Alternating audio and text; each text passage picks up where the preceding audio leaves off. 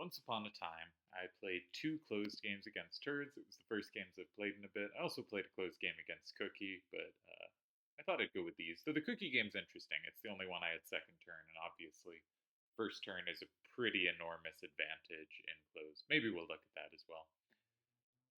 In general, just based on random trade games, taking data from early in the return, looking at, I forget how many games, but something like 300 closed trade games. Using trade as my example, there might be some effects from having trade often be diff rules, but I thought that was the most likely to get a reliably high level of play, right? Because if you have a match between all strong, like say you have a strong player and a weak player and they play over and over. Well, the strong players, let's say, going to win most of the games regardless of turn, and you're going to start to have it look like 50-50. You want it to be competition between players of somewhat similar level to get a good sense of the distribution. And what I got there was first turn wins 50%, you tie about 25%, and second turn wins about 25%. And it ended up being very close to that. Every set of 100 games was pretty close to that. Little variance. Like, it's not like everyone went 50, 25, 25, but it tended to be like 45 to 55 wins for first turn, within five of that each set of 100. So I think it seemed fairly robust to me. All right, so I had first turn both these games, which is, as said, a huge advantage. And I will admit, I mostly played my starter because I thought it would be funny to beat Turdz, with Zell being the clincher card. And I'm very pleased with how this game turned out because, spoilers, that is what happened. Because Turd's name is the real Zell Dinched, spelled terribly. And I thought it would be funny to start with Vincent and finish with Zell. And my dreams came true this game. But I think this is a plausible starter. One thing that some people like corner starters and closed, and some people like center starters, and some people like side starters. Though most of the better players like corner or center starters. Though, as I've talked about actually with Turds, neither of us feel very comfortable meeting side starters in closed. So I'm not sure the people like sometimes you see stronger players doing one thing and weaker players doing another, and you go, ah, the weaker players are doing something a bit wrong. Here, I really don't know. I don't have a good feeling for starters. I tend to like center starters enclosed for whatever that's worth, and this seemed to me one that gave various synergies. I also had in mind the last closed game video we made, and sort of the thought of a lot of times you can just force the game into some kind of queue. And if so, 1A, 4A, and A3, A2 are pretty decent sweepers. So I didn't feel a rush to get rid of them immediately, even though I don't like rares. And they are limited sweepers because they can take one thing at a time, basically. But yeah, this was redundant somewhat with Irvine for a corner. So I thought it was one of the more redundant cards in the hand, and it also had some synergies. I saw that, of course, it gives Zell 6 and Takesis 4, but I also saw potential setups elsewhere. What were they? Who knows? I saw Irvine in 9 sets up Zell. In 8, thought I saw something else, but I probably didn't. I wish Emmy in 9 was a nice setup, but it isn't quite. I put an AAAA in Turd's hand. I don't know what his fifth card was. Of course, I had first turn.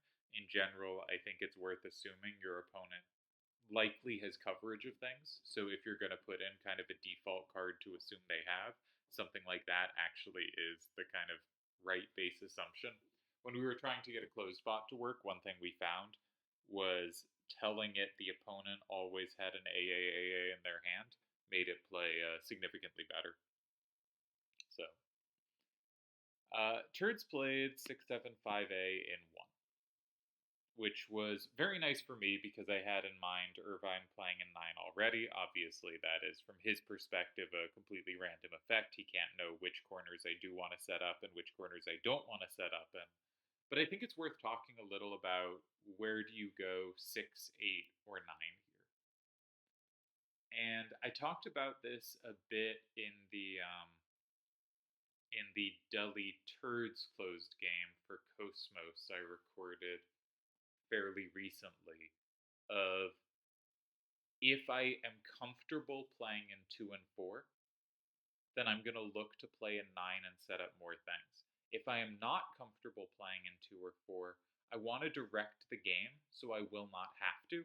And I think that is easier to do playing in 6 or 8. So, for instance, imagine I didn't have anything I was comfortable putting in 4, right? I keep saying right. Sorry, we're going to work through this. Just electric shock therapy. Every time I say the word right, I will get frustrated with myself. And I've already done it once before, but didn't pause on it. Anyhow, enough of that. So if I don't want to have to go in 4, where could I go? If I go in 9 and they go in 2, the Q is really the best option, I think. And it will be difficult for me to go in 4. We're saying, presuming it's difficult for me to go in 4. If I go in 8 and they go in 2, I have no obligation to go in 4. I'm probably going to go in 3 or 9. And if I go in 6 and they go in 2, well, 2 is a risky square for them, right? Unless they have, I did it again, unless they have a slide in 2, as long as I have coverage of 2, I'm happy. So essentially 2 and 4 are paired squares, but if I play in 6 or 8, I can make them not necessarily function as paired squares, and I can work around it. If I play in 9, they start to function a lot more like paired squares. And if they go into, I can play in 8, I can go for the Z, but usually best is to go in 4, and it would be really nice if I had that square. And what we'll see this game, but I think also maybe the other game against Turdz, is he will try to force the more uncomfortable Q for you, and you want to be able to go into the Q. Here, I didn't see why I was too worried about 2 or 4. Now, I don't have a great card for 4. Anything I put in 4 is weak to 5. But 5 is so weak to 2 that he cannot force me to go 4 by going in its paired squared 2 without flipping 5. The real downside of center starters in 5, which have quite a few benefits, is you don't force your opponent to flip 5. And so they can often control when the combo chains happen. But one benefit of Vincent being weak to 2 is if I don't want to go in 4, it's probably going to be okay by the time I do because Vincent will have flipped. So I'm comfortable making this move in 9. I think in general, maybe this is telling too much about my style, but if I go in 9, I am likely to have better play in 2 or 4, while if I go in 6 or 8, I am likely to have worse play in one of those squares. But if we're thinking of kind of poker range, how much information are you giving up?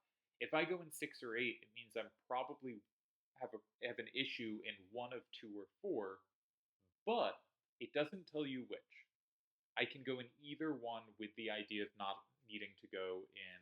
I can go in either 6 or 8 and lower my chances of having to play in 2 or 4. And it each lowers my chances of having to play in both those squares, so I am not giving away substantial information on which I choose. This is, I don't know how meaningful this is, but I think it's relevant. Turdz goes in 4, and we can see he is building a kind of scary combo chain. And if I am to say I have a combo in 7 with Zell, if I am to take that combo, he can combo back through 5, and he can control when it happens. If I go in 2, I can flip 3, but if he has play against my card in 2, because 2 is strong to 5, I am never comboing that back. So obviously Emmy cannot take in 2, neither can Zell. My only capture in 2 is Takesis, and Takesis is a very swingy card to play in 2. Because if he can't take it, I might win on the spot, but if he can take it, I'm in significant trouble. And I think that's something you kind of want to do on second turn, is you want to put first turn in positions where they need to have a specific card. And this is one of the reasons I think what I was calling in the last close video the MC corner is actually really good and underrated. Is it looks bad to people because it's a major concession, but second turn is already way behind. So it is sort of taking this calculated risk of, if they don't have it, I am suddenly in way better shape than I should be in. And if they do have it, it's not actually that much worse than most other situations where you land in a Z or a Q and you have to hope they don't sweep you properly. So I don't know. I think the MC corner is underrated, and I think having this only one option in two makes me kind of skeptical of going in two. Two was my, if I don't find anything better, I guess I can go in two. Then the other move that immediately comes to mind is to go in six. If you go in six, you set up a Z. But Vincent is a really unpleasant card. One thing that Turdz has done by playing in four is he is both weak to Vincent in five, but also Vincent being a side to side card. I want the game to be up down, not side to side, because I want Vincent's combo chains not to hit stuff on the board. So maybe this might be hard to visualize, but if I go in six, I don't have anything for two, and he probably doesn't have anything for two. It's hard to have something for two. There's cards like he mentioned Nuge, I mentioned Larsa, but having something for two is quite unlikely. Even knowing I played the starter in five, he should assume most of the time I don't have something for two. It's there's just very few cards that do so, and it is Vincent is a reasonable card to drop in five. I'm not giving up some huge corner. There are other numbers he has that are easy to have synergies with. You should not be like assuming I have play on the one. You should be assuming I have play on like the 10 and one of the 9 or 7, which is in fact the case. Now I happen to have set up play on both of the 9 or 7, but at the start you'd assume kind of one of those and the A. But here, because there's no play on the 1, if I play in 6, he has first access to 8. And he has final access to 8 if he wants it. Like, if I go in 6 and he goes in 3, he's going to be the one who ends up getting access to 8. I'm not blocking 8 there. So he's going to end up being the one who gets to play there. So with kind of one square to interact with Vincent, and Vincent having very high numbers facing towards kind of valuable real estate, you can often lose territory there. Now here, given that Zell is actually really good on the bottom, maybe I can go 6. Maybe you can play like Emmy in 6. But I was really worried about these combo chains going very badly for me. And I think that's also a kind of high risk move. We don't know that Turdz actually had 8, but it is also tricky to make his move in 4 if he doesn't have some play on my card in 5. And I think even knowing 2 of his cards didn't, or one of them only has play from 6, and 6 would be blocked in the Z, so maybe, or I guess this would be an S, but so maybe this would be favorable. I don't know. So there's a case for Emmy in 6, there's a case for Takesis in 2. What else is there a case for? I think Zell in 7 is quite dangerous. And one thing you'd probably see if I played Zell in 7 is he probably just doesn't go for some big combo. He probably just takes it, right? Leaves open the interaction with 5, saves that for later, and if I don't have a big setup in 3, but if I did try to set up some big setup in 3, he's gonna go here, and I'm not gonna have play off the 1. So I think it's hard to go 7. I go 7 more than most people do in both open and closed, but I really want them to have flipped 5 before I do so. It's a way of playing. Often, when there's a card and the key trait of the position is combo potential around that card, you want to play diagonally to that card, but it is very hard to do so if the opponent hasn't flipped it. So I really like the move I ended up with here, and I'm curious if you watching have ended up on the same move. It's a little bit of a concession because I don't actually have recaptures, but Vincent's 1 is so important. I end up going here. And my reasoning is something like this. Sorry if my phone made a loud noise there. If he goes in 2, he will flip Vincent, right? There's probably a legal card that doesn't flip Vincent, some like 8A18 or something. But if he goes in 2, he will flip Vincent. If he goes in 6, I can go in 2. 2 is a great square. It's not a concession to me to go in 2 because, like, flipping Vincent back, the combo chains don't hurt me at all. I want him to flip Vincent because then I can combo through to cards he has. But I don't really, if he does flip Vincent and I get 2, 2 is going to lock in 3, it's going to lock in 1, it's going to flip 5. He can't combo back because I never touched 4. It's golden. I'm really happy there. So, and if he doesn't go in 2, I'm pretty happy to go in 2 myself. If he does go in 2, then I can again play diagonally to the card in 5 because I know 5 flipped, and I win with a Zell in either 6 or 8. Now, there are technically ties here in 6 or 8, but those are really hard moves to play, and those rely on having the AAAA in his hand, of course. And he doesn't know I have 6 and 8 so well set up. He ends up going in 2, which I think is a reasonable choice, but now the game is over. And so this kind of playing diagonal when I had the card in 5, I think is a really powerful effect in closed when I had these pair squares of 6 and 8. What I really want in this position is for 2, 3, and 7 to fill. And for 2, 3, and 7 to fill, my next 2 moves have to be in 2 and 3, or 2 of 2, 3, and 7, and their other move has to be in one of those squares too. You could also sequence it going here and then going here, but that seemed a way worse sequencing. I don't want to flip 4 because that makes my combo chain much weaker, and I also,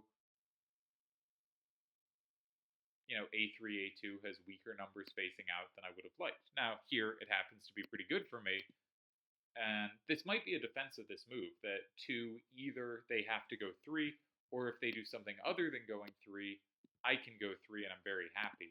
They don't really have great other choices. I guess they could slide, right? They could do something like this, but then I probably block 3 anyway, because I know Zell is good in 7, and I just win if I get to go 6. They don't flip enough. So maybe this was all actually an argument that Takesis in 2 is a pretty good move that I was underrating.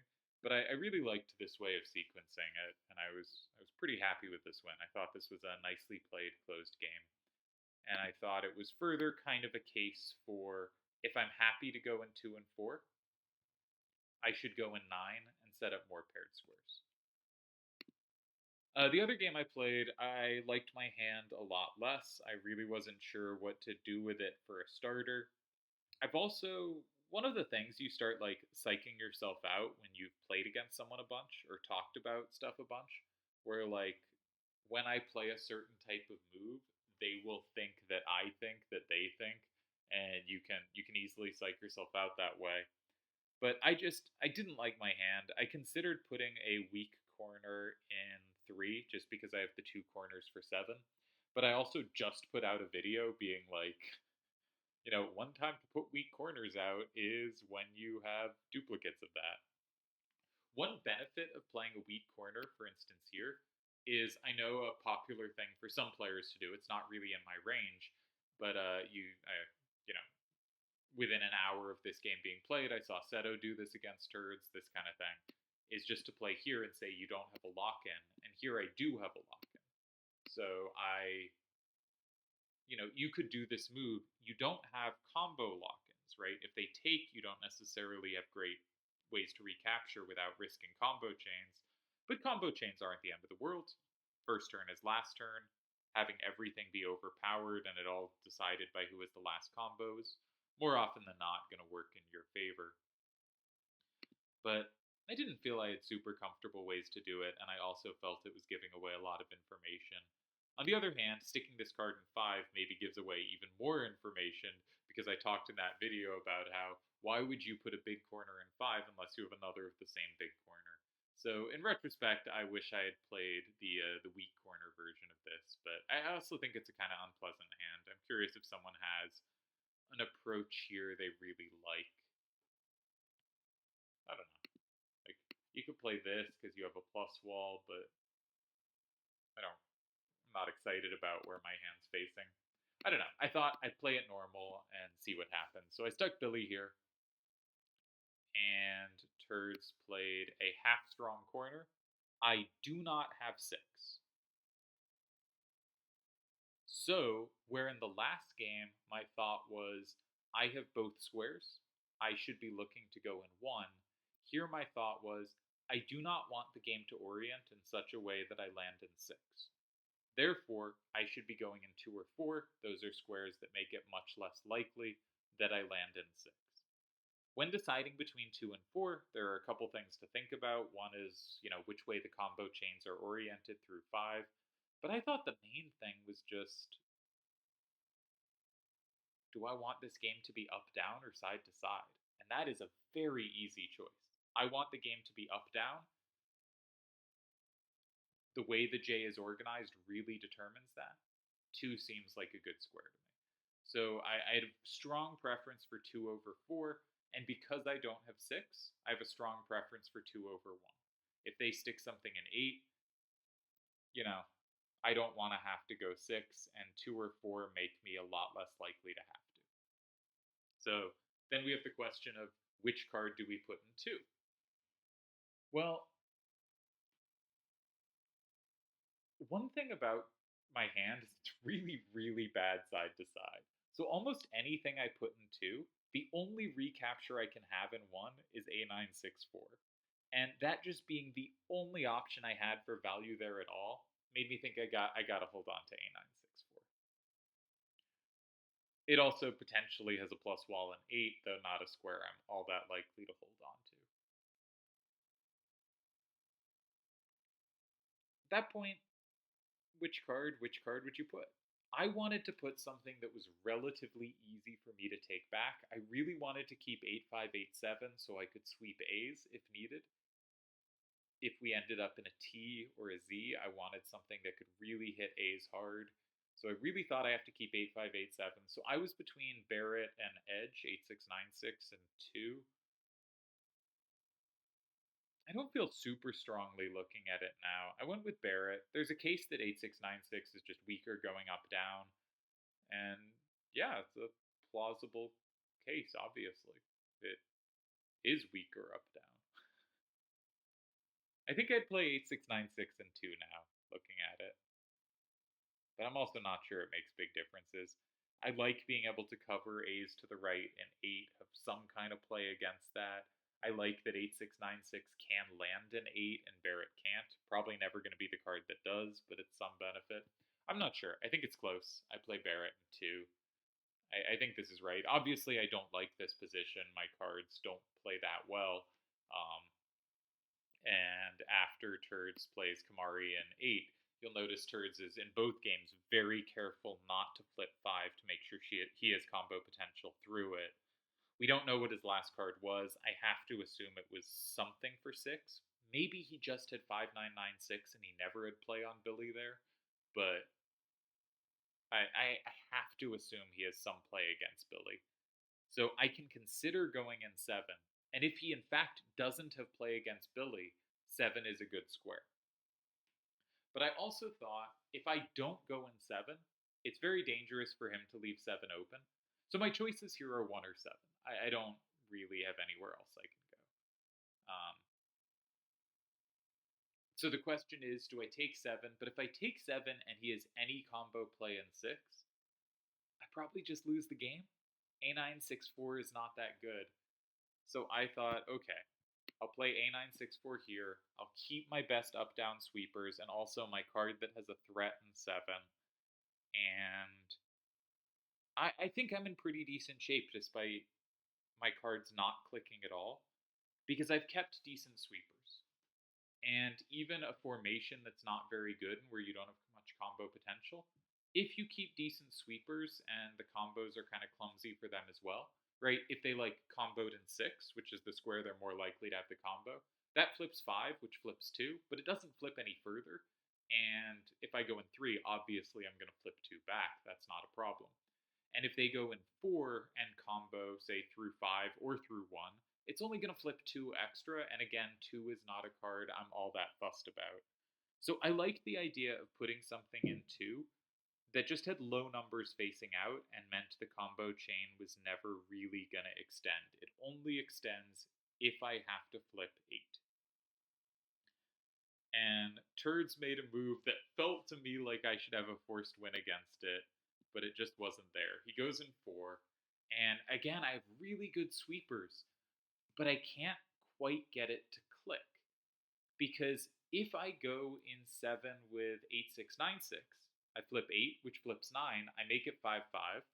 I have 8 5 8 7 as a final card. The only way he wins is if he can either go in 6, flipping 9 with exactly an 8 or 9 facing up, which is possible, but odds are it's another thing. Or if he can go in 3 with exactly a 9 facing down, which again, it turns out he has that card, but is quite unlikely. I thought if I go 8 6 9 6 in 7, I am likely tying this game. Right? There's some losing chances, but I'm likely tying it. And I occasionally win if he goes in 3 and I can combo it.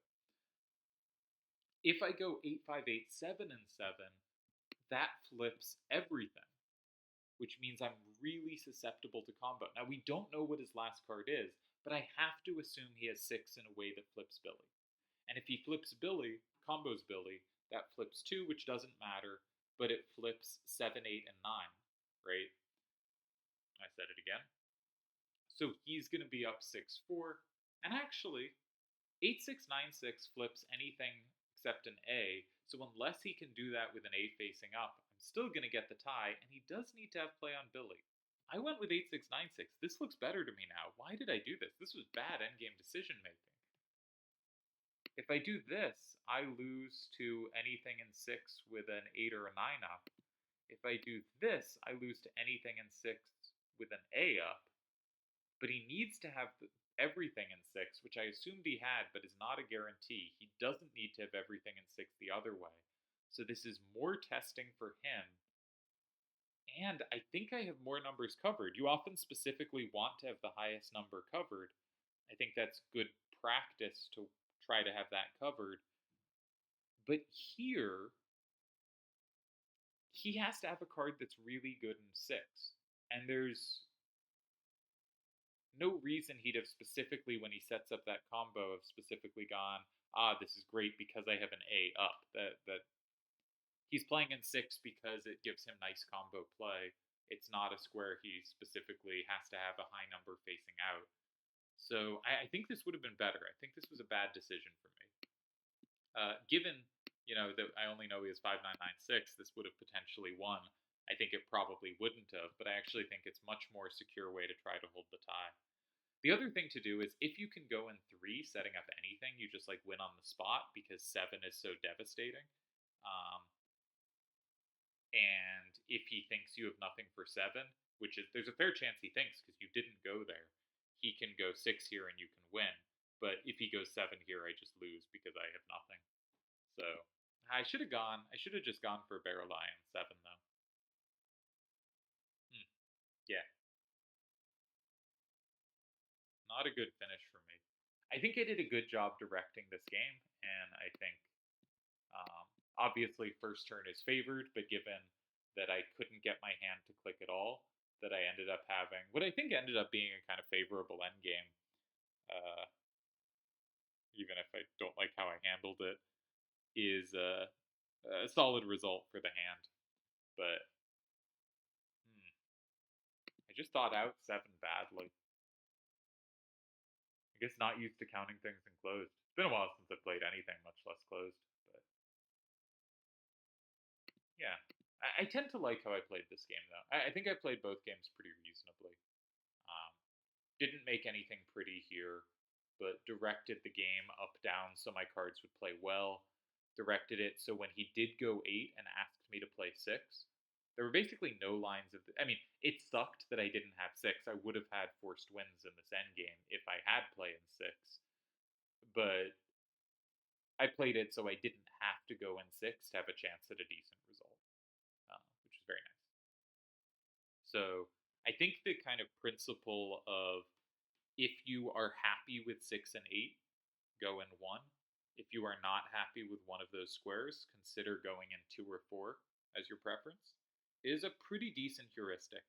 And it might give away information long term. But as we saw from the previous Turdz game, he basically handled it the same way.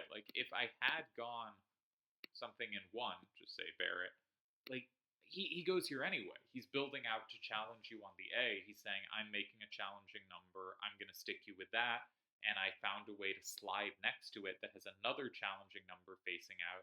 And even if you can deal with that challenging number, if I can combo through Billy, I can create problems for you later anyway, even though you could beat my challenging number. This is a very, I think, good way to play. But and when we go in one, I think it's a little uncomfortable. I don't know what I play here. If I go seven, he doesn't even need to like combo. He can just play something like this. Okay, that flips Barrett and combos Barrett, which you might not want to do, but who cares? I'm not gonna combo the two. And he's just locking in more cards than I am. It's hard to be super happy with that position. And I don't have six. I kind of have to go for two, and we get ideally something similar to the game. We ideally end up with something like this, but I end up with higher numbers facing out in an uncomfortable way. I think the other way is a little easier to sequence for the numbers I want to keep and the numbers I want to get rid of. So maybe it just usually transposes, but I also really liked making sure the game was up down here, which is not as guaranteed the other way. So anyway, I think this was pretty reasonable. I'm gonna pause and input the game I played against Cookie as well, and we'll go over my third recent closed game. Let's make sure everything sounds okay. Okay, looks good. One more closed game.